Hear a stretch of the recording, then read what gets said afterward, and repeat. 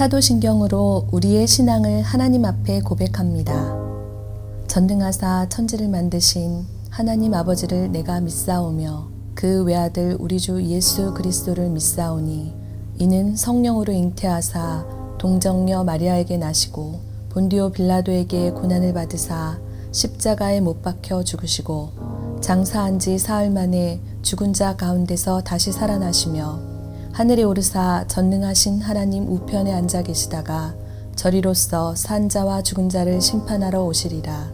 성령을 믿사오며 거룩한 공회와 성도가 서로 교통하는 것과 죄를 사하여 주시는 것과 몸이 다시 사는 것과 영원히 사는 것을 믿사옵나이다.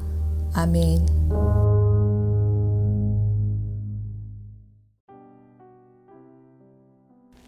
오늘의 말씀 민수기 10장 11절에서 36절 말씀입니다.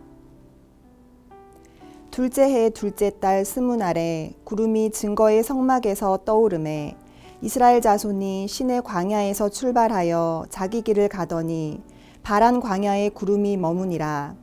이와 같이 그들이 여호와께서 모세에게 명령하신 것을 따라 행진하기를 시작하였는데 선두로 유다 자손의 진영의 군기에 속한 자들이 그들의 진영별로 행진하였으니 유다 군대는 암미나답의 아들 나손이 이끌었고 이사갈 자손 지파의 군대는 수알의 아들 느다넬이 이끌었고 스불론 자손 지파의 군대는 헬론의 아들 엘리압이 이끌었더라.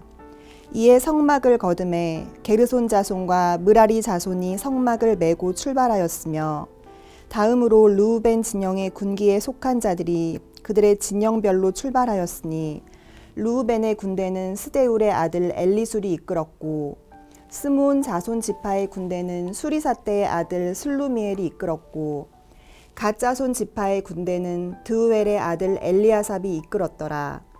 고아디는 성물을 메고 행진하였고 그들이 이르기 전에 성막을 세웠으며 다음으로 에브라임 자손 진영의 군기에 속한 자들이 그들의 진영별로 행진하였으니 에브라임 군대는 암미웃의 아들 엘리사마가 이끌었고 므낫세 자손 지파의 군대는 브다슬의 아들 가말리엘이 이끌었고 베냐민 자손 지파의 군대는 기드오니의 아들 아비단이 이끌었더라. 다음으로 단 자손 진영의 군기에 속한 자들이 그들의 진영별로 행진하였으니 이 군대는 모든 진영의 마지막 진영이었더라. 단 군대는 암미사떼의 아들 아이에셀이 이끌었고 아셀 자손 지파의 군대는 오그란의 아들 바기엘이 이끌었고 납달리 자손 지파의 군대는 에난의 아들 아이라가 이끌었더라. 이스라엘 자손이 행진할 때에 이와 같이 그들의 군대를 따라 나아갔더라. 모세가 모세의 장인 미디안 사람 르우엘 29절 모세가 모세의 장인 미디안 사람 르우엘의 아들 호밥에게 이르되 여호와께서 주마하신 곳으로 우리가 행진하나니 우리와 동행하자. 그리하면 선대하리라. 여호와께서 이스라엘에게 복을 내리리라 하셨느니라. 호밥이 그에게 이르되 나는 가지 아니하고 내 고향 내 친족에게로 가리라. 모세가 이르되 청하건대 우리를 떠나지 마소서. 당신은 우리가 광야에서 어떻게 진칠지를 아나니 우리의 눈이 되리이다. 우리와 동행하면 여호와께서 우리에게 복을 내리시는 대로 우리도 당신에게 행하리이다. 그들이 여호와의 산에서 떠나 3일 길을 갈 때에 여호와의 언약궤가 그 3일 길에 앞서가며 그들의 쉴 곳을 찾았고 그들이 진영을 떠날 때에 낮에는 여호와의 구름이 그 위에 덮였었더라. 궤가 떠날 때에는 모세가 말하되 여호와여 일어나사 주의 대적들을 흩으시고 주를 미워하는 자가 주 앞에서 도망하게 하소서 하였고 궤가 쉴 때에는 말하되 여호와여 이스라엘 종족들에게로 돌아오소서 하였더라. 우리가 사는 이 세상을 가리켜 험난한 길이라는 표현을 많이 합니다. 이런 험난한 세상길을 걸어갈 때 내가 혼자라고 생각한다면 그것만큼 외롭고 힘든 길이 어디에 있겠습니까? 하지만 다른 누군가와 동행을 한다라면 같이 길을 가는 그 사람이 있다라면 아마 우리는 외롭지 않을 거예요. 그리고 아무리 힘들고 고단한 길이라 할지라도 기쁨으로 감당하며 걸어갈 수 있을 것입니다. 성경을 보면 에녹이라는 사람이 나오는데 그는 하나님과 동행하며 300년을 살았다라고 성경은 기록해요. 그럼 하나님과 동행했다라는 건 어떻게 살았다는 걸까요? 뜻밖에도 성경은 이 에녹에 대해서 자세한 내용을 설명해 주진 않습니다. 그런데 중요한 것은 그의 삶의 행위가 아니라 삶의 자세라는 거죠. 동행하다라는 말은 이 히브리어를 보면 부부관계를 의미해요.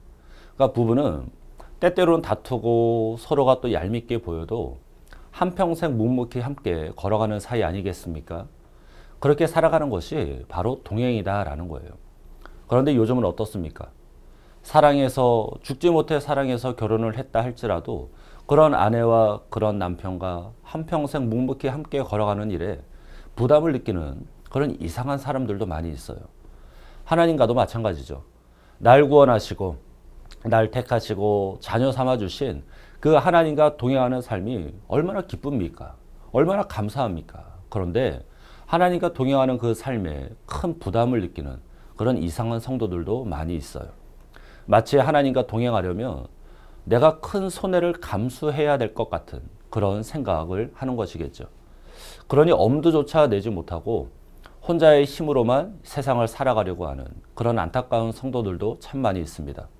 그런데 입장을 바꿔서 생각을 해보면 어른이 3살짜리 아이와 함께 걸어간다라면 여러분 누가 불편하겠습니까? 아이는 지가 가고 싶은 대로 빨리 가든 늦게 가든 지 갈 길을 가면 그만이에요. 그런데 보폭을 맞추고 속도를 조절하는 건 어른들의 몫이잖아요.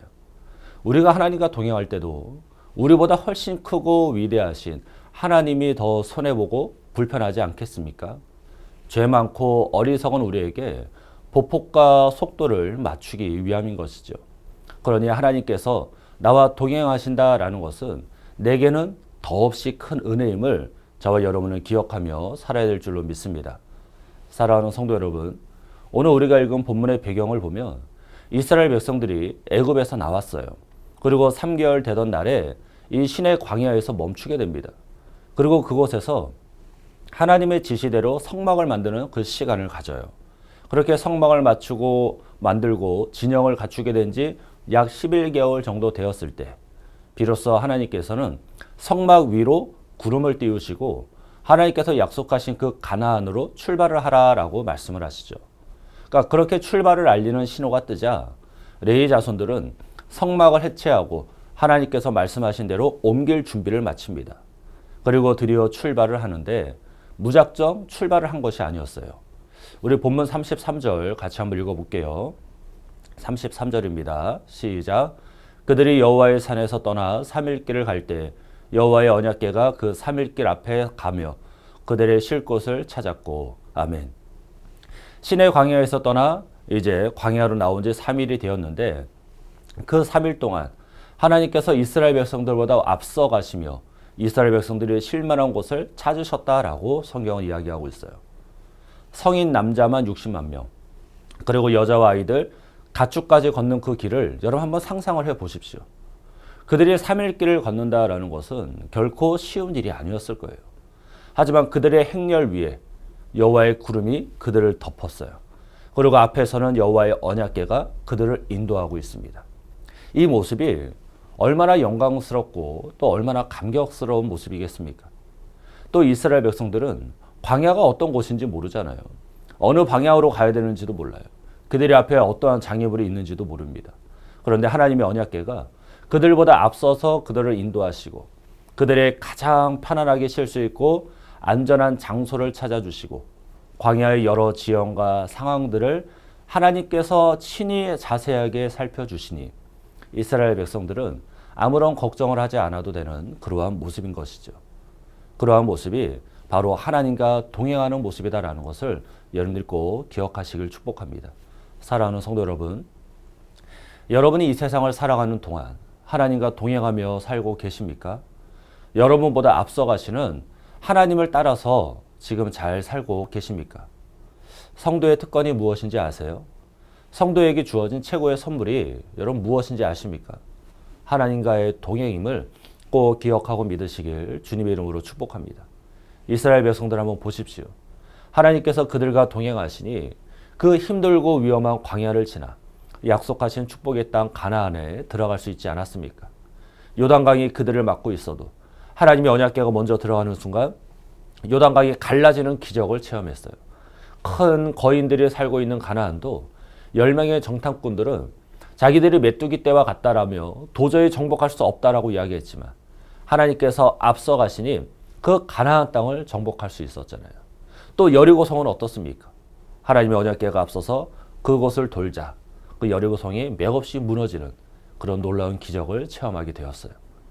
하나님께서 앞서 가시니 광야 길도 지나가고 요단강도 지나가고 앞을 막고 있던 여리고성도 무너지고 가나안 땅도 정복할 수 있었던 것이죠.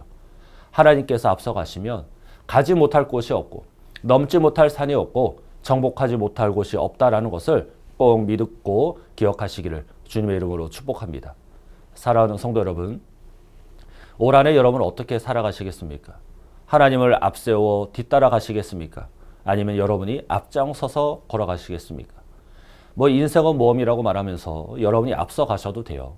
하지만 얼마 못 가서 여러분의 한계를 분명히 만나게 될 거고 그 장애물을 만나면 이러지도 못하고 저러지도 못하는 여러분의 그 연약함에 멈추게 될 거예요.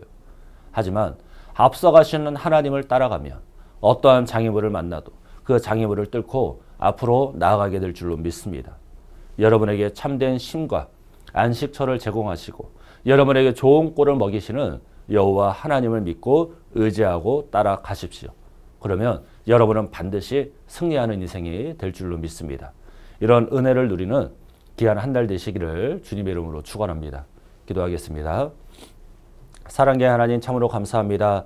날마다 우리와 함께 하시며 동행하시는 하나님, 오늘도 그 하나님 한 분만으로 감사하며 하나님의 앞서가신 우리 하나님을 따라 뒤따라 걸어가는 우리의 삶의 인생이 될 수 있도록 하나님 도와주옵소서. 세상을 살아갈 때 내 힘으로 살아갈 수 있을 것 같은 그런 착각 속에 빠질 때가 많이 있지만 여지없이 무너지는 우리의 연약함을 보고 이제는 하나님을 따라 살아가는 삶을 살아가기로 결단하고 다짐하는 우리 모두가 될 수 있도록 주님 도와주옵소서. 오늘도 이 믿음으로 나아가게 하시고 이 믿음으로 살아갈 수 있도록 은혜의 은혜를 더하여 주시옵소서. 감사를 드리며 예수님의 이름으로 기도합니다. 아멘. 주님이 가르쳐 주신 기도로 예배를 마칩니다.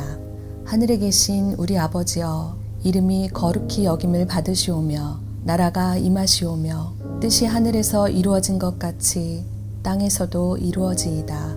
오늘 우리에게 일용할 양식을 주시옵고 우리가 우리에게 죄 지은 자를 사하여 준 것 같이 우리 죄를 사하여 주시옵고 우리를 시험에 들게 하지 마시옵고 다만 악에서 구하옵소서. 나라와 권세와 영광이 아버지께 영원히 있사옵나이다. 아멘.